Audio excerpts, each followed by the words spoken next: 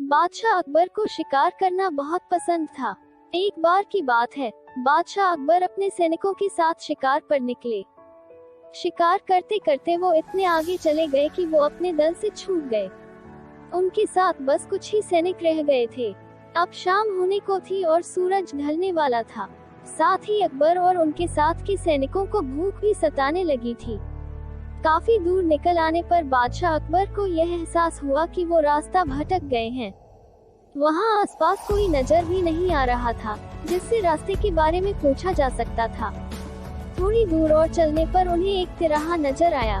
बादशाह को यह देखकर थोड़ी खुशी हुई कि चलो इनमें से कोई न कोई रास्ता राजधानी तक तो जाता ही होगा। लेकिन सभी इसी उलझन में थे कि किस रास्ते पर चला जाए।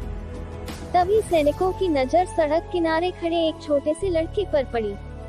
वो लड़का बड़ी हैरानी से महाराज के घोड़े और सैनिकों के हथियारों को देख रहा था। सैनिकों ने उस बालक को पकड़कर महाराज के सामने पेश किया। बादशाह अकबर ने लड़के से पूछा, ए लड़के, इनमें से कौन सा रास्ता आगरा जाता है? यह बात सुनकर वह बच्चा जोर जोर से हंसने लगा। यह देखकर राजा को बहुत गुस्सा आया, लेकिन उन्होंने शांत भाव से उससे उसकी हंसी का कारण पूछा।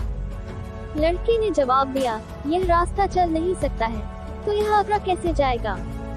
आगरा पहुंचने के लिए तो आपको खुद चलना पड़ेगा। महाराज उस लड़के की सूझबूझ को देखकर चकित रह गए। उन्होंने प्रसन्न होकर उस बच्चे का नाम पूछा।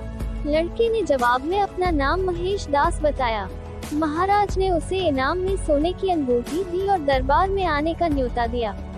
इसके बाद बादशाह अकबर ने लड़के से पूछा, क्या तुम मुझे बता सकते हो कि किस रास्ते पर चलने से मैं आगरा पहुंच पाऊंगा? लड़के ने बड़ी ही शालीनता से सही रास्ता बताया और महाराज अपने सैनिकों के साथ आगरा की ओर चल पड़े। यही लड़का बड़ा होकर बीरबल के नाम से प्रसिद्ध हुआ और बादशाह अकबर के नवरत्नों में से एक कहलाया।